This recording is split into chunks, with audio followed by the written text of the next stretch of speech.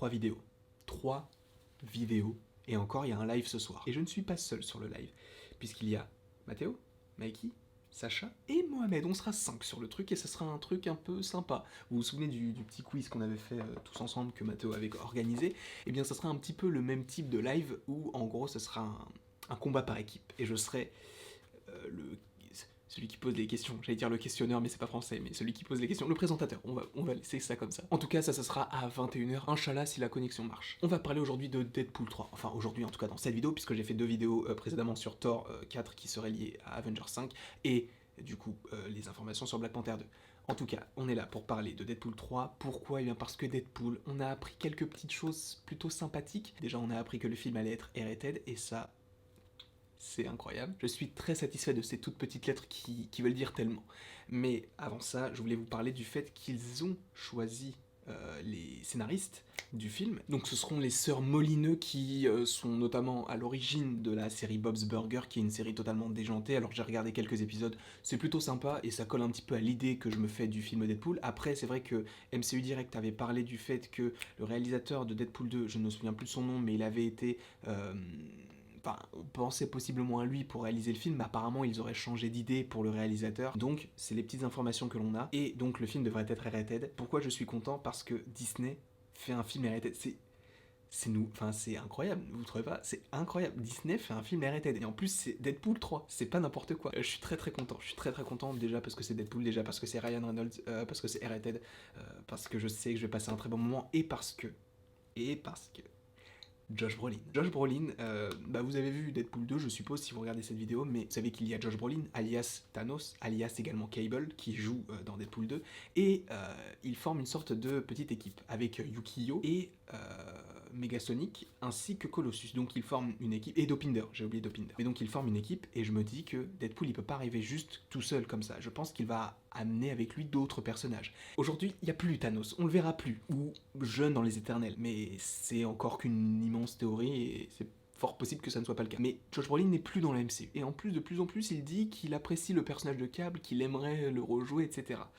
Je me dis que c'est pas impossible que l'on revoie le personnage de Cable dans Deadpool 3, et possiblement dans le MCU. Ça serait fou en fait, de savoir qu'un personnage a joué un méchant, le méchant en fait de l'univers Marvel, puisque je me doute qu'ils vont...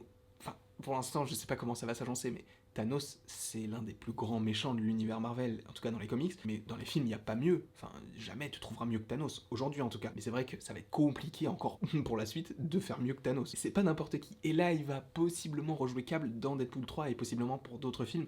Moi, je dis oui à 100%. Évidemment, ce que je dis là, par rapport à Cable et par rapport à Josh Brolin, c'est totalement de la théorie. C'est moi qui le dis. Il n'y a rien d'annoncé par rapport à tout ce que je vous ai dit auparavant qui est vérifié et sûr.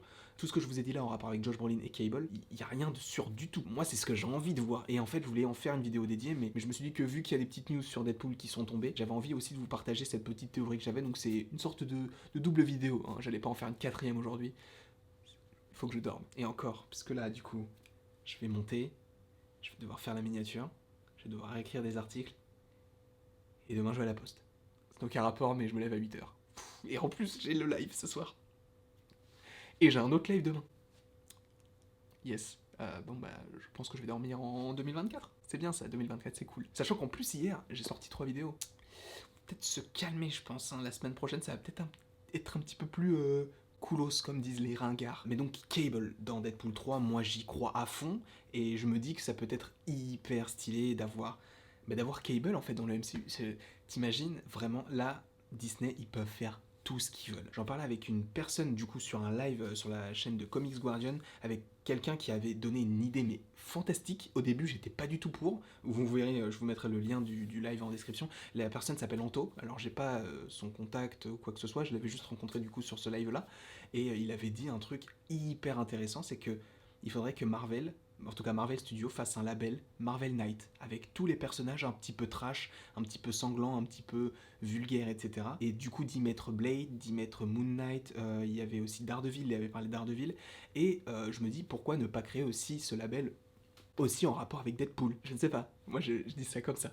Après, vous en faites ce que vous voulez. Mais donc, évidemment, je répète une nouvelle fois, c'est pas moi qui ai eu cette idée. Au début, vraiment, je me suis dit, mais c'est pas forcément logique, puisque juste Blade, si on l'intègre dans les Marvel Knights, évidemment ça peut être tout à fait logique, mais pourquoi il aurait été annoncé lors de la phase 4. Pour l'instant, c'est pas forcément prévu, mais ça peut l'être dans le futur. Et donc évidemment, merci Anto, Anto ou Anthony d'ailleurs, je ne sais pas comment tu t'appelles, enfin c'est Anto ton nom, donc je suppose que tu t'appelles Anthony, mais Anto. Merci en tout cas de m'avoir fait part de ton idée, de ta théorie, et je trouve ça hyper stylé, et j'avais envie aussi de vous la faire partager, et de vous préciser que ce n'était pas la mienne. Et elle est trop stylée, et je suis vraiment jaloux de ne pas avoir eu l'idée de cette petite chose. Mais je pense que je vous en reparlerai dans une vidéo, et ouais, peut-être même possiblement la faire avec lui. Je sais pas, je vais y réfléchir. En tout cas, il faut aussi savoir que Ryan Reynolds aurait signé un contrat assez imposant avec Marvel Studios pour faire plein de films. Je ne sais pas ce qu'il en sera par la suite. Apparemment, ce serait l'un des plus gros contrats que Marvel ait signé pour les apparitions de films. Donc est-ce qu'il fera des caméos? Je ne sais pas.